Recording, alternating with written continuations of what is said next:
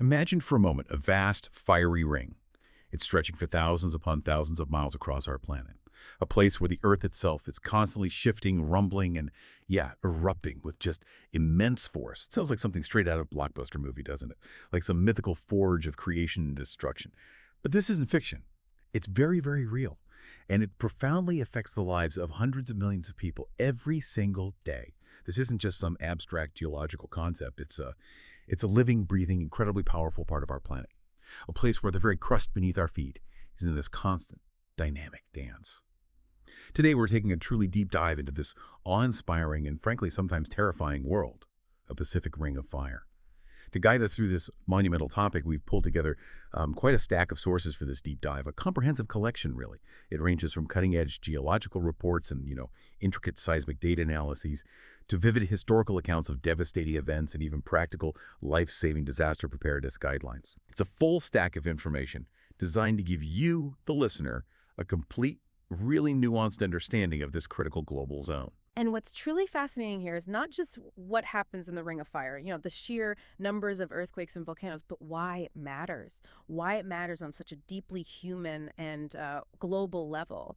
Our mission today is to connect these profound geological processes to the real-world implications they have. We want to offer you those aha moments that move beyond just the headlines and the statistics. We want you to grasp the underlying mechanics, the historical impact, and the critical importance of resilience in this incredibly dynamic part of our planet. Absolutely. By the end of this deep dive, our goal is for you to walk away with a crystal clear, genuinely nuanced understanding its geological causes, its rich and often powerful history of seismic and volcanic events, and, maybe most importantly, how communities and individuals can live more safely, maybe even thrive, alongside these incredible natural forces. We're here to make you truly well-informed, prepared, and perhaps, even a little bit awestruck by the power of our Earth. Okay, so with that dramatic overview of the Ring of Fire's sheer power, let's zoom in. Let's look at its immense scale and why it's truly a global hotspot of geological activity. Well, let's dig into this a bit. We're talking about a colossal arc, roughly, 25,000 miles long? That's right, 25,000 miles. It's enormous. To put that into perspective, that's almost like circling the entire Earth at its widest point. Imagine that a continuous active zone stretching around an entire ocean basin, basically defining its edges. And here's where it gets really interesting. It's not just some geological curiosity. It's quite literally where the vast majority of the Earth's seismic drama unfolds. This sprawling region is home to an astonishing something like 75% of the world's active volcanoes. 75%, yes. And about 90% of the planet's earthquakes. 90%. That statistical dominance alone should make you sit up, take notice, and maybe feel a little tremor of awe yourself. And if we connect this to the bigger picture, this isn't just some randomly active area, right? It's a direct and profound consequence of these massive, slow-motion geological processes that have been shaping Earth for billions of years. The sheer scale, the concentration of activity in this single region, it unequivocally underscores the dynamic, constantly evolving nature of our planet's crust. It's a vivid, continuous, and utterly compelling demonstration of plate tectonics in action on a truly global scale. When you hear about a major earthquake or a significant volcanic eruption anywhere in the world, there is an exceptionally high probability it originated, well, right here, within this ring. It's like a living laboratory for understanding planetary dynamics. It's a critical zone for global risk assessment, influencing everything from, say, international shipping routes to where major cities are built. It's where the very fabric of our planet's crust is most visibly and sometimes violently reshaping itself. And its geographical reach is just immense. It impacts such diverse cultures and landscapes. We're talking the western coasts of North and South America, tracing northward through the geologically volatile Aleutian Islands off Alaska, then swinging across the Pacific to encompass island nations like Japan, the Philippines, New Zealand. Right across that whole stretch. It keeps going westward, reaching as far as Indonesia, and then south to Chile, completing this incredible circle. And each segment of this ring presents unique challenges, unique adaptations for the populations living there. Like you think about Japan, they've developed some of the most advanced seismic engineering in the world to cope with the frequent tremors. Absolutely crucial for them. While island nations like Indonesia and the Philippines, they face this dual threat, right? Both volcanic eruptions and tsunamis generated by offshore quakes. A double whammy, essentially. It's a truly global phenomenon, constantly shaping not just the physical landscape, but the very lives, the resilience, the cultures of the countless populations who call these dynamic regions home. So, okay, what does this all mean for the engine below? The tectonic plate interactions that drive all this incredible activity. Think of it maybe not as a simple bumper car ride, but as a colossal, slow-motion geological ballet happening deep beneath our feet.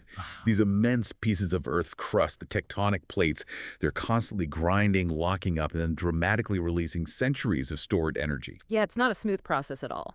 The primary players in the Ring of Fire include the enormous Pacific Plate that's one of the largest on Earth alongside others like the Philippine Sea Plate and the Nazca Plate off the coast of South America. They're in relentless motion. They collide head-on, they slide past each other horizontally, or one dives deep underneath another. Subduction, that's the key process there. Exactly, subduction. And when these plates get stuck, which they inevitably do because of friction and immense pressure, tension builds up over years, decades, sometimes centuries. Then finally, when that built-up stress just can't be contained anymore, it's released in a sudden, violent slip. Boom! That's an earthquake, sending shockwaves rippling through the Earth as all that stored energy is instantly liberated. And this raises a really fundamental question.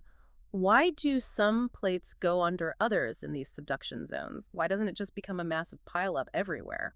It's profoundly about density. It really comes down to that. Denser oceanic plates, they're often rich in heavier minerals like basalt, and they've cooled significantly over millions of years. As they move away from mid-ocean ridges, they become heavier.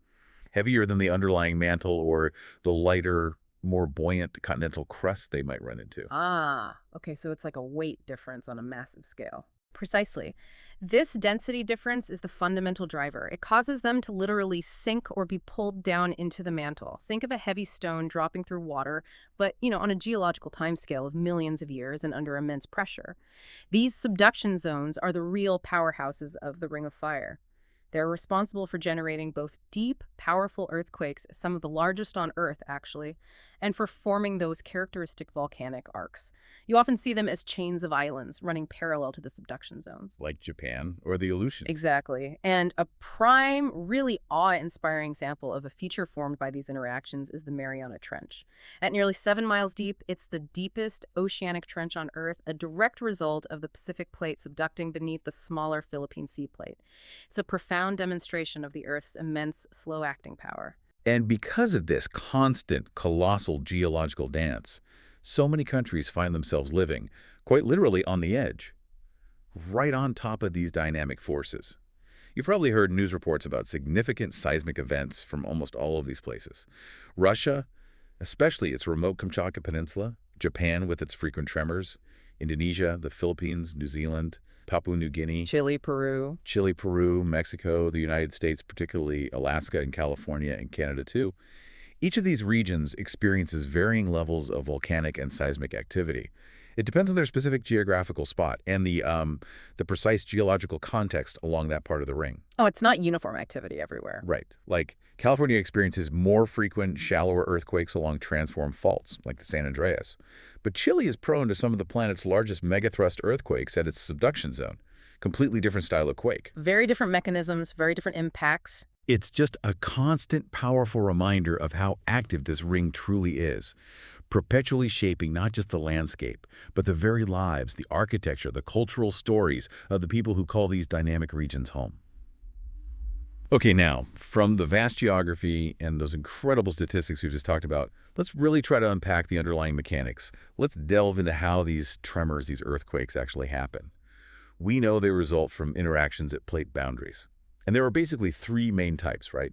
Divergent boundaries, where plates pull apart, creating new crust. Like the Mid-Atlantic Ridge. Exactly. Convergent boundaries, where they collide, leading to subduction or mountain building. Himalayas, Andes. And transform boundaries, where they just slide horizontally past each other. It's like San Andreas. And what's truly fascinating here is understanding the distinct ways these plates interact, especially how they manifest in the Ring of Fire. Convergent boundaries, for example, are exceptionally prominent and, well, dramatic in this region. Here, one plate literally dives beneath another, usually a denser oceanic plate sliding under a lighter continental plate, or sometimes another oceanic plate. This process, subduction, it isn't just a minor tremor. This is the immense, slow-motion force behind some of the deepest and most powerful quakes on Earth. Wow. As the subducting plate grinds its way down into the mantle, it generates incredible friction and stress. This leads to these immense ruptures that radiate out as seismic waves the earthquake. These zones are also responsible for forming those volcanic island arcs and deep ocean trenches, often happening simultaneously. Right, they're linked. Directly linked. Then you have transform boundaries. The famous San Andreas Fault in California is a prime example within the North American segment of the ring. Here, plates slide past each other horizontally. As they grind along, stress builds up along these fault lines. It's like a giant spring being compressed over decades, maybe centuries. And when that stress is released in a sudden, violent slip along the fault, well, that's what we experience as an earthquake. These distinct interactions are fundamentally what define the Ring of Fire's intense seismic character. So while most of the really big ones are purely Mother Nature at work, here's where it gets really interesting. Even we can sometimes give the Earth a tiny jolt, often unintentionally. We call this induced seismicity, and it's a rapidly growing area of study. Definitely getting more attention. These human-caused earthquakes are typically lower magnitude compared to the big natural tectonic events. They rarely cause widespread catastrophic damage, but they're very real and increasingly well documented. For example, there have been specific instances in the United States, particularly Oklahoma, and also in Japan and Canada, where minor earthquakes resulted from fluid injection into deep wells. Right, things like wastewater disposal from oil and gas operations. Exactly, or even injection for geothermal energy projects. Changing the fluid pressure within rock layers can sort of lubricate existing faults, allowing them to slip more easily. It reduces the friction holding them in place. Yeah.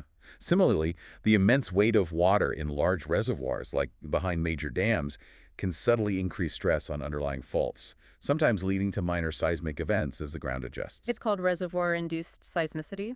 And other activities like deep mining, where you remove large amounts of rock, or even underground nuclear testing, have also been shown to cause localized tremors. It's a sobering reminder of our footprint, even deep underground, how our activities can subtly, but sometimes significantly, interact with the Earth's delicate balance. This raises an important question, especially when we talk about debunking myths. Why do certain misconceptions persist, like that pervasive idea that, weather patterns or the phases of the moon can cause earthquakes? Oh yeah, you hear that all the time. Right. Often, it's a fundamental lack of understanding about the true scale, the depth, and the sheer geological forces involved in seismic processes. Critical thinking here is essential because clinging to outdated advice can actually be dangerous in a real emergency. While it might intuitively seem like extreme weather, heavy rain, snow could somehow shake the ground. Earthquakes originate deep within the Earth's crust, often miles below the surface, far removed from atmospheric conditions or lunar gravity. So weather's just irrelevant. Pretty much. There's simply no scientifically established correlation between weather patterns, lunar cycles, planetary alignments, and the occurrence of seismic events. The forces at play in plate tectonics are so immense that surface phenomena are utterly insignificant in comparison. Absolutely. Let's tackle some of these myths head on. How many times have you heard someone say, oh, it feels like earthquake weather, or look at the sky, the air is still, an earthquake is coming. Or the full moon always brings a big quake. Exactly. Turns out that's just not how it works.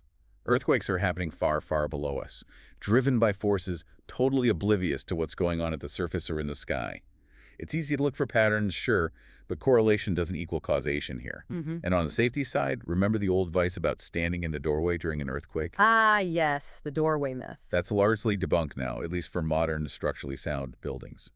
Our sources confirm modern structural engineering doesn't support this as an effective safety measure. Right. That advice originated from a time when door frames were often the only reinforced parts of old, unreinforced masonry buildings. They might have been slightly stronger. But today, for most buildings, especially those built to modern seismic codes, the safest action is drop, cover, and hold on. You drop to the ground, take cover under a sturdy table or desk, and hold on tight until the shaking stops. This protects you from falling objects, debris, light fixtures, ceiling tiles, which are actually the primary cause of injury during most earthquakes, not usually the building collapsing, in well-built structures anyway. Okay, let's shift to the history. The Pacific Ring of Fire is, well, infamous for hosting some of the largest and most devastating earthquakes in recorded history, particularly those megaquakes, magnitude 8.0 or greater. W 8.0, yes. Which isn't surprising given those intense tectonic interactions at the subduction zones we've discussed.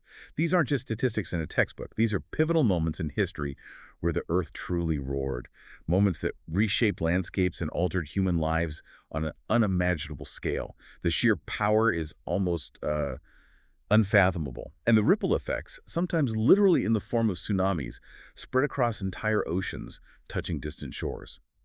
Let's look at a few of these echoes from the past, events that have provided invaluable, albeit tragic, lessons. First, the Great Chilean Earthquake, also known as the Valdivia Earthquake, back in 1960. This event holds the somber record as the most powerful earthquake ever instrumentally recorded. It had a staggering moment magnitude, ERW estimated between 9.4 and 9.6. Just incredible energy release. The moment magnitude scale is logarithmic, so each whole number increases about 32 times more energy. A 9.4 is vastly more powerful than an 8.4. Exactly. This quake occurred off the coast of Chile, right where the Nazca Plate is subducting, beneath the South American Plate. Its power was so immense it not only devastated Chile, but also generated this colossal tsunami that traveled across the entire Pacific Ocean. Reaching Hawaii, Japan. Hawaii, Japan, even the U.S. West Coast saw damage. The human cost was tragic. At least 1,655 fatalities recorded, and around 2 million people left homeless in Chile alone. It's such a stark reminder of the global interconnectedness of these geological forces. Then, closer to home for North Americans, we had Alaska's Good Friday quake in 1964. This one struck on March 27th with a magnitude of W 9.2, making it the second most powerful earthquake ever recorded. Another megathrust event, this time where the Pacific Plate dives beneath the North American Plate. And this earthquake triggered another devastating tsunami that, tragically, claimed 131 lives across Alaska, Oregon, and California. The earthquake itself caused immense destruction, particularly in Anchorage. Liquefaction of soils was a huge issue. Where the ground basically turns to liquid. Yeah, causing widespread landslides and structural collapses. Its remoteness also made immediate rescue and recovery efforts exceptionally challenging. It highlighted the unique difficulties of disaster response in vast, sparsely populated areas. And more recently, many of us remember watching in horror during Japan's devastating Tohoku event in 2011. On March 11th, an earthquake measuring between W 9.0 and 9.1 struck off Japan's northeastern coast, again where the Pacific Plate subducts, this time beneath the Okhotsk Plate. A complex plate boundary region there. The immediate impact was profound. Widespread devastation from the shaking, followed by an even more destructive, massive tsunami. It utterly inundated vast stretches of the coastline, reaching heights of over 130 feet in some areas. Just unimaginable walls of water. This calamitous event also led to the Fukushima Daiichi nuclear disaster, a complex, prolonged crisis with global implications for nuclear energy safety. A cascading disaster, really. Absolutely. The human toll was immense, over 18,000 deaths, mostly from the tsunami, and considerable infrastructural damage across the region, leading to years and years of rebuilding and recovery efforts. And we absolutely cannot overlook the 1952 Severokurilsk quake in Russia. It also registered a colossal W 9.0. It occurred in the remote Kamchatka Peninsula, which is a highly active volcanic and seismic zone along the Ring of Fire. This earthquake, while maybe less widely known globally than the others, was actually a crucial event for scientific understanding. It significantly contributed to our early understanding of megathrust earthquakes within the Ring of Fire's complex seismic activity.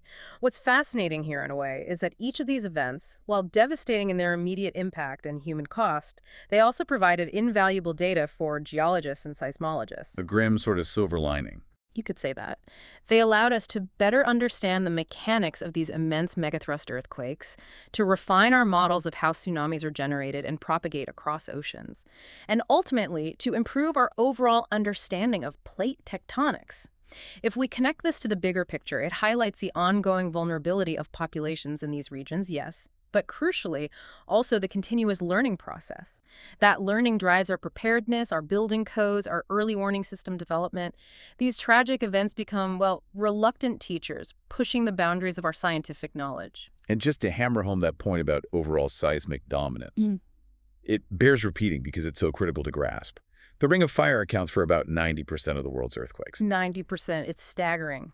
This extraordinary level of seismic activity is directly linked back to those relentless geological processes at the tectonic plate boundaries.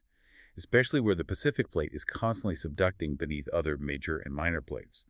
This continuous grinding motion creates immense stress that accumulates over centuries, and the sudden release of this stress results in the frequent and often powerful earthquakes we see.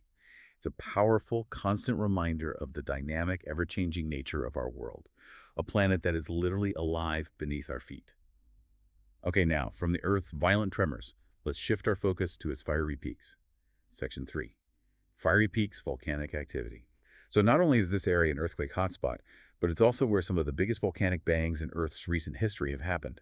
It's truly a place of geological extremes, a testament to the immense power churning beneath our feet, where magma relentlessly seeks an escape route. And the two are often linked, as we mentioned. Seismic activity can be a precursor to eruptions. Right.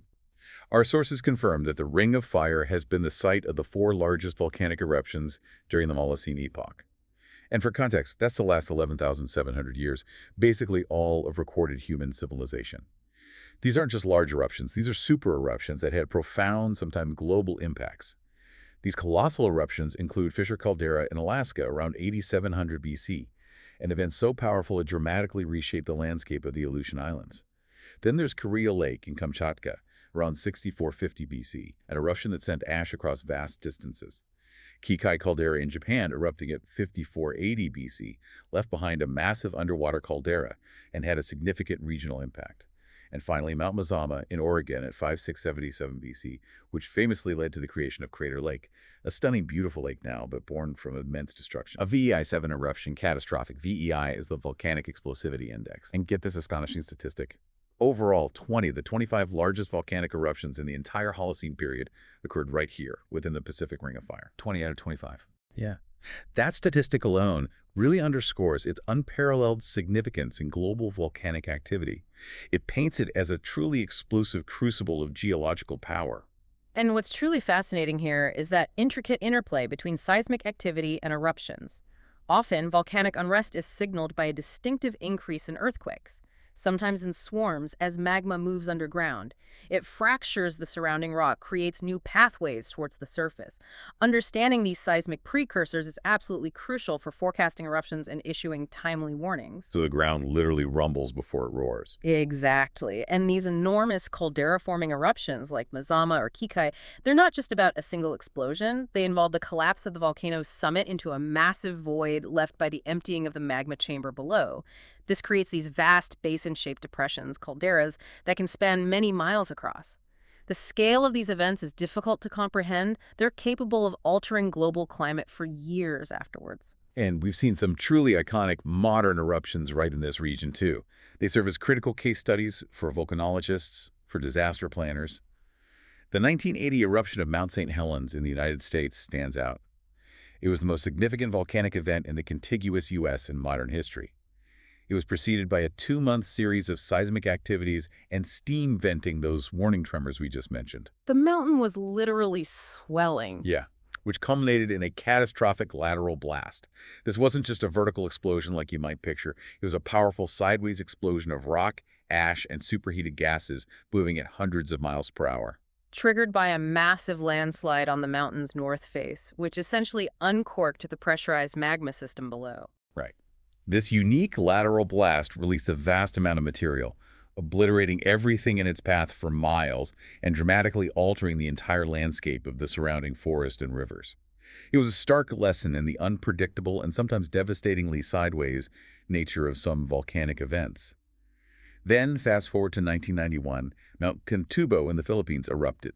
This was the second largest eruption of the 20th century, a truly immense event. It spewed ash 22 miles high into the atmosphere and formed a 6-mile-wide caldera. A VEI-6 event, enormous. But what's truly remarkable about Pinatubo, despite its immense power, is the human element.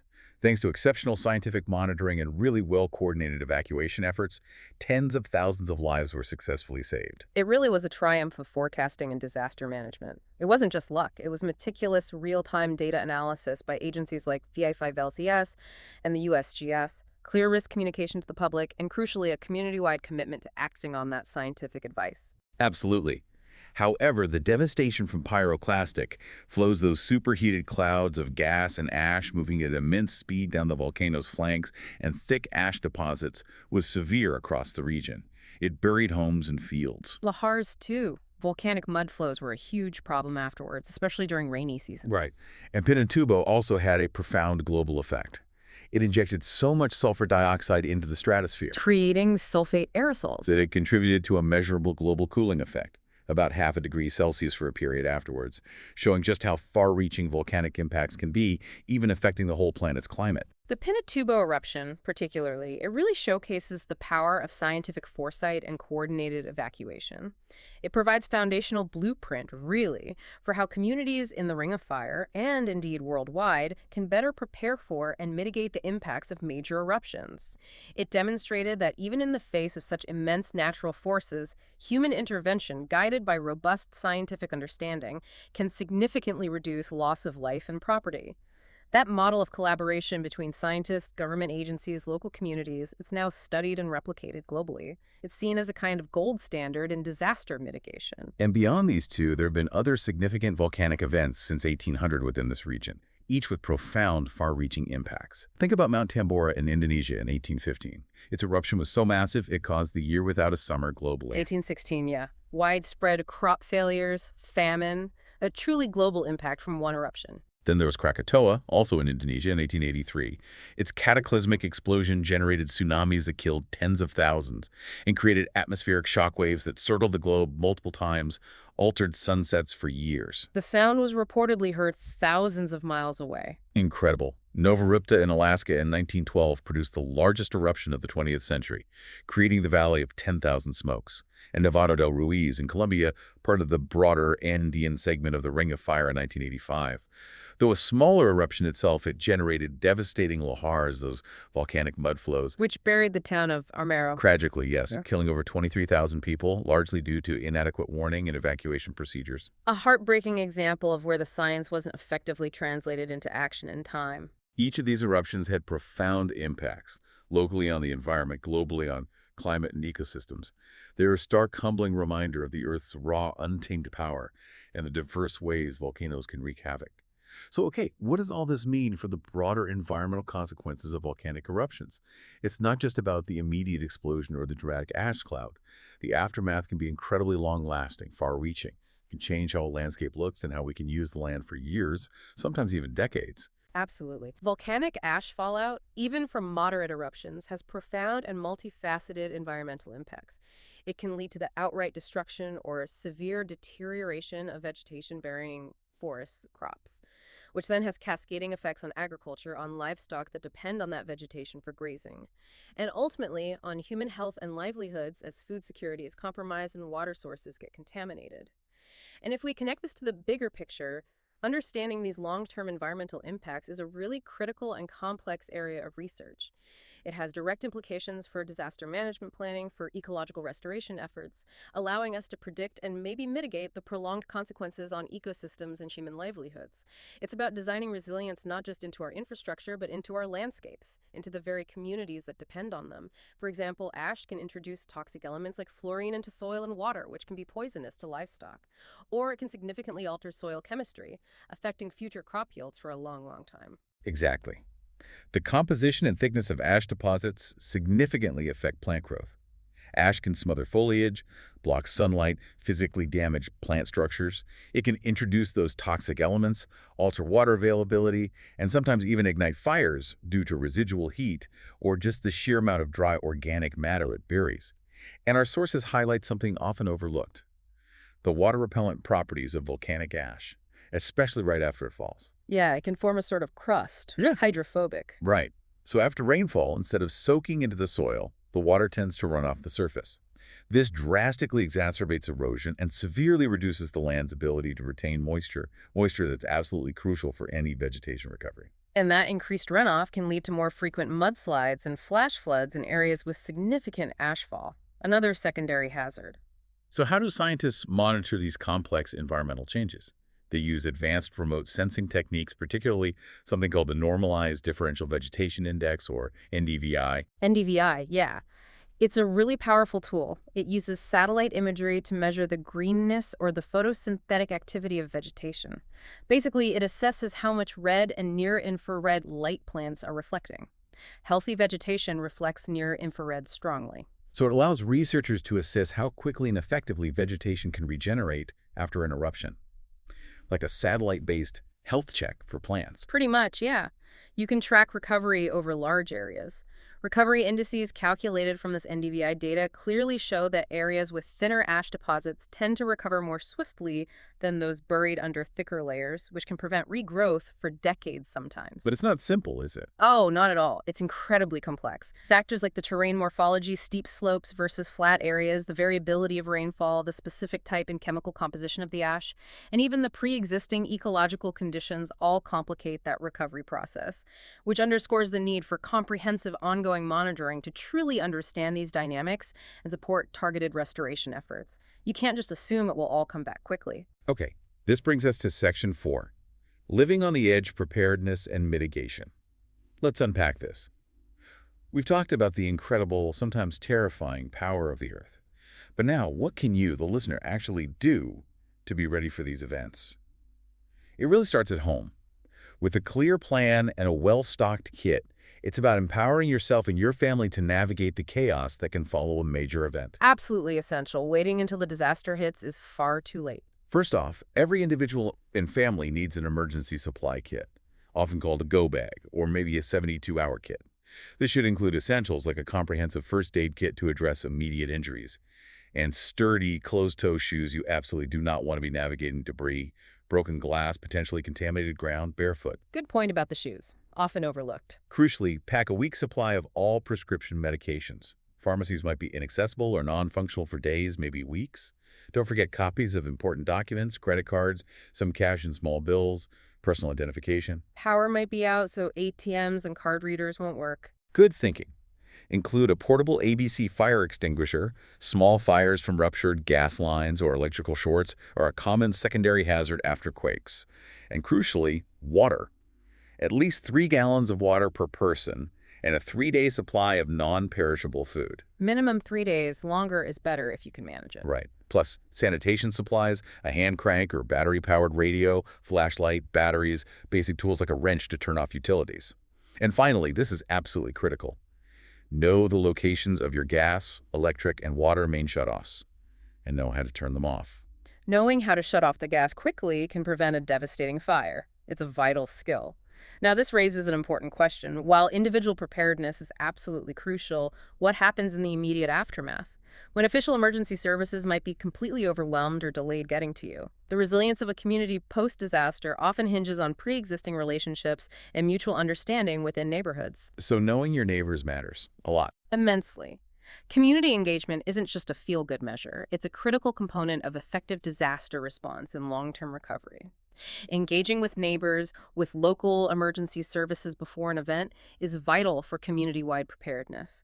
Simple discussions among neighbors about how they can assist each other post-earthquake, who might need special help, who has specific skills like first aid, who has supplies to share, can foster a truly supportive, self-sufficient environment during emergencies. Building that social capital before disaster strikes. Exactly. And you should familiarize yourself with the nearest fire and police stations, emergency medical facilities. Knowing these locations, having pre-established communication methods within your community, can help expedite response efforts in a crisis. The shared knowledge, mutual aid, that community bond, it can truly be the difference maker between chaos and effective self-organization. And here's where it gets really interesting. For homeowners, renters too, anyone living in seismic zones. Sometimes the biggest danger isn't the quake itself, but what's inside your house or how your house is built.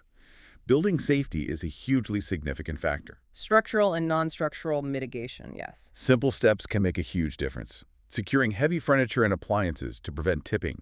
Think tall bookshelves, refrigerators, water heaters, large TVs. These can become deadly projectiles or block exits during strong shaking. You can do this with simple straps, brackets, anchors to wall studs. Relatively easy fixes. Reduces injuries significantly. For bigger, more fundamental changes, definitely encourage consulting with structural engineers about the seismic safety of your home. They can identify vulnerabilities, especially in older homes, things like unreinforced masonry walls or cripple walls in the crawl space that need bracing. Common issues in older construction. And they can guide necessary retrofitting measures. This could involve bolting a house to its foundation, installing shear walls to resist lateral forces, Or even more advanced techniques like base isolation for larger structures, which essentially lifts the building off its foundation onto flexible bearings to absorb ground motion. Right. Modern building codes, thankfully, are continuously updated to enhance structural resilience against earthquakes.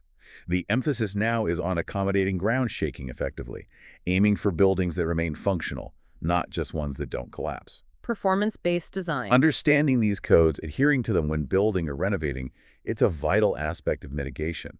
It moves us towards buildings that can ride out a quake.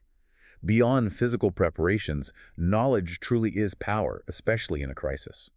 Education and training programs equip individuals with essential skills that can genuinely make a difference in saving lives. Couldn't agree more. Specifically, enrolling in something like Red Cross first aid and CPR courses is invaluable. Knowing how to react safely during the shaking itself, how to assess and treat common injuries like bleeding or fractures, how to manage shock, how to perform CPR, it can turn a chaotic, desperate situation into one where more lives are saved, and the severity of injuries is significantly reduced. It empowers you to be an active part of the solution when disaster strikes, not just a passive victim. These programs also often cover basic search and rescue principles for light debris, further enhancing community resilience, knowing how to safely check on neighbors, for instance. And what's truly fascinating here is the continuous collaborative effort by scientists and engineers to refine our understanding and improve our defenses against these powerful events. If we connect this to the broader picture, it's really about shifting from merely reacting to these powerful geological events to proactively designing our infrastructure, our communities to withstand them, to make them truly resilient. That proactive approach seems key. It is. Understanding earthquake dynamics is an ongoing scientific endeavor. For instance, while some people might speculate about distant earthquakes influencing each other across thousands of miles, seismological evidence overwhelmingly suggests that significant triggering, what we call dynamic triggering, generally occurs within only a few hundred miles. So a big quake in Chile isn't likely to directly cause one in Japan.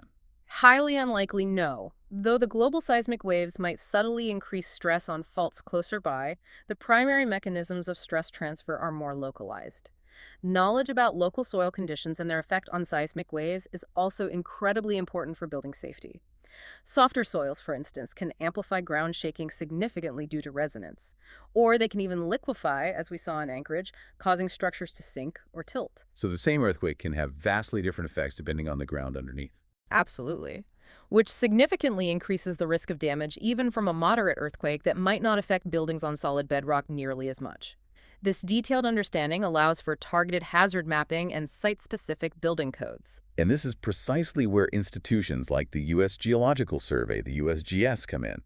They are actively conducting vital research to forecast earthquake effects, to inform building codes with the latest scientific understanding, and continuously enhance public safety measures through initiatives like the Shake Alert Earthquake Early Warning System on the West Coast. That early warning system is a game changer, even if it only provides seconds or tens of seconds of warning. Enough time to drop, cover, hold on, or slow trains, stop surgeries. Their work is absolutely crucial to our collective safety along the Ring of Fire and in other seismically active areas. It's critical, though, to recognize that while earthquakes cannot be prevented, we simply cannot stop the Earth's tectonic plates from their relentless, millennia-long dance. No stopping plate tectonics. Right, but their effects can be significantly mitigated. This is achieved through that multifaceted approach we've discussed: rigorous individual and family preparation, robust community engagement, and mutual aid networks. And crucially, by adhering to and continuously improving stringent building safety standards based on cutting-edge scientific understanding. It's a holistic defense system. Yep. Preparation, community, engineering, science, all working together. And it's our best, most effective strategy for living safely on this dynamic planet. So, wow. We've journeyed all the way around the Pacific today. We've delved deep into the Earth's crust, explored how its constant, powerful dance shapes our world in such profound ways.